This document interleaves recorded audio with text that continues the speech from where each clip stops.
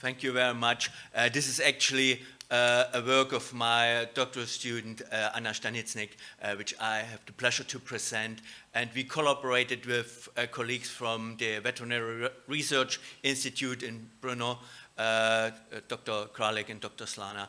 They did the laboratory work for us, as they are the OAI reference laboratory for Mycobacterium, avium subspecies paratuberculosis. And we all know that this is the causative agent of Johne's disease, and that mainly in the domestic ruminants, so cattle, small ruminants. And there's some data around, or a number of studies around, reporting various prevalences in different countries. And this is the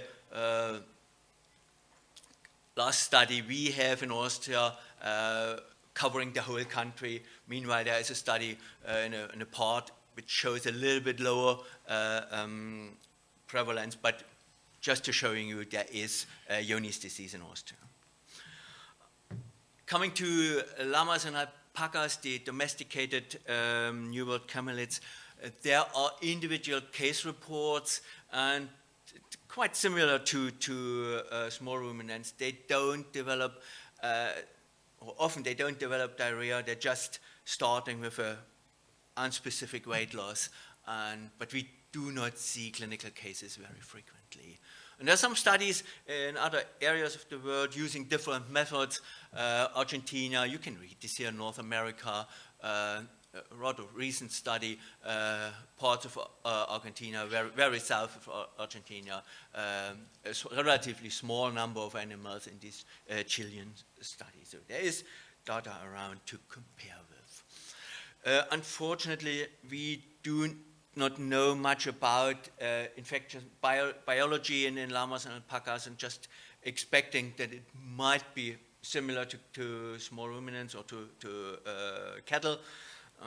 So we consider the same routes, transmission routes, but we don't know exactly. There's no good data around, and we don't have any reliable studies in the animals.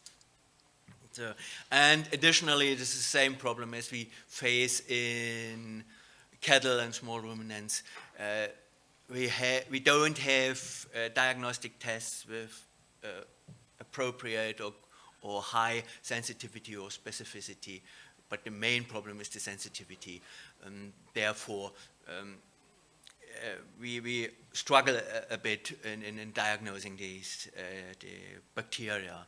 And it seems to be that it's difficult to cultivate in a bacterial culture, to cultivate MAP strains in camelids, but we don't know why. It might be that most of these studies, ours as well, the samples had been frozen and then brought to culture. This might have an effect on the bacterial culture, but we don't know exactly. Just to introduce you to the objectives and the hypothesis, we see an increasing number of New World camelids, and we didn't have any information about important infective agents, including MAP, so the study was a little bit larger. We looked for various viruses and bacteria as well. But here, this is we wanted to assess the prevalence of MAP on individual and herd level. This is some picture illustrating this. Is Anna just taking the samples on the farms. So we had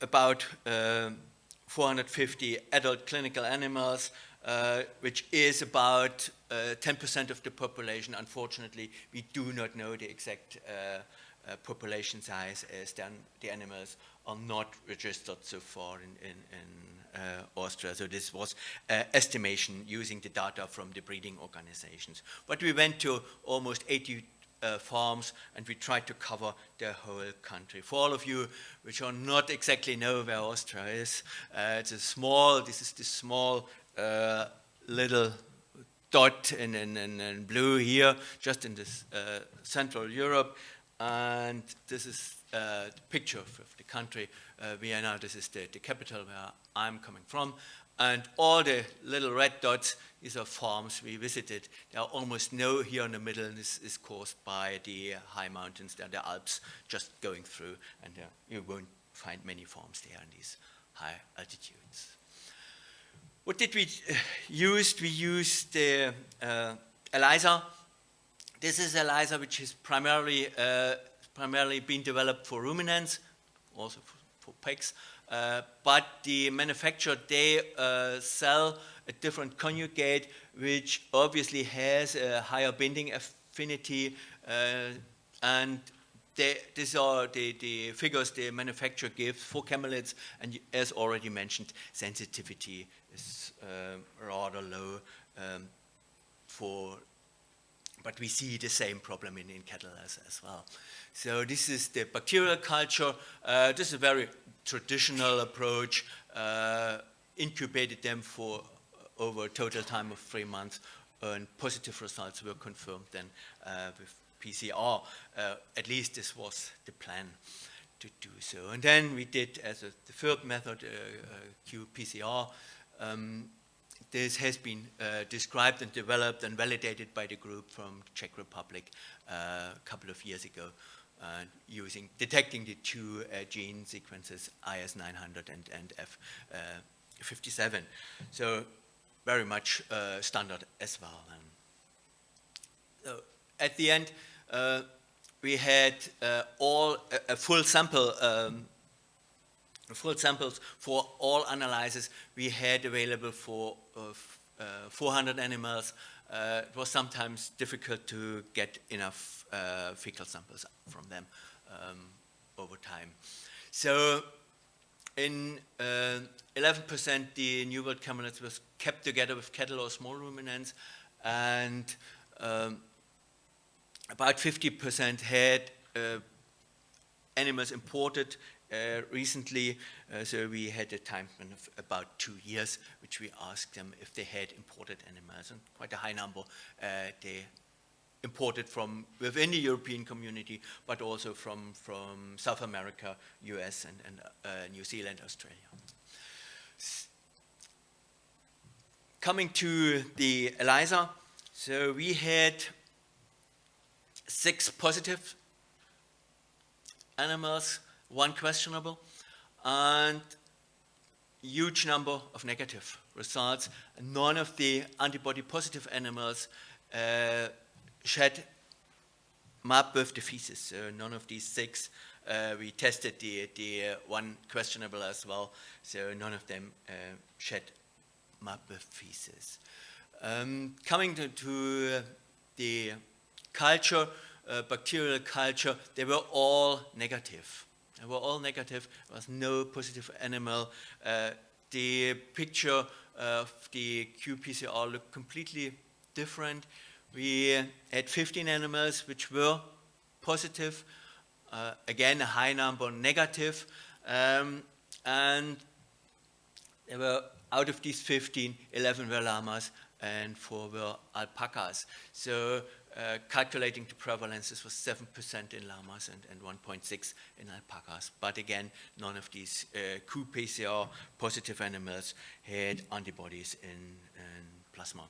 So, yeah.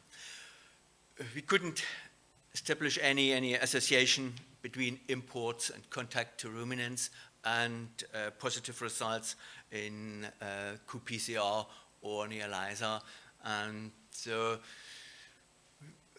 you can see here the confidence interval of the individual level from the qPCR is almost 4%. The seroprevalence is 1.4.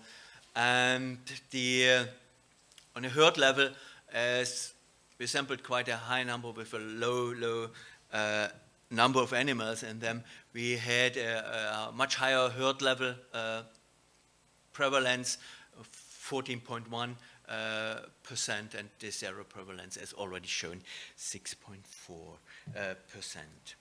So what do we have to conclude?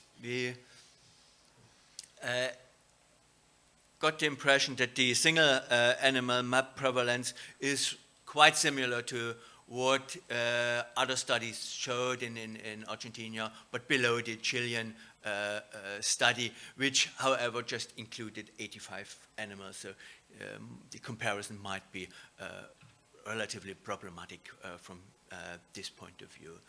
The herd prevalence seemed to be higher than the North American herd prevalence and also the Argentinian herd prevalence. But it seemed to be lower than the prevalence which had been found in cattle a couple of years ago.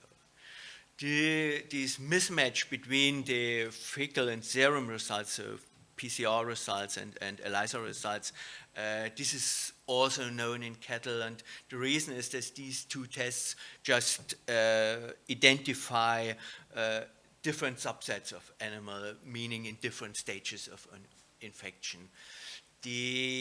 Caused by the relatively poor sensitivity of the ELISA. ELISA is not feasible to use on a single animal basis, but it might be possible to use it as a screening tool on a herd level.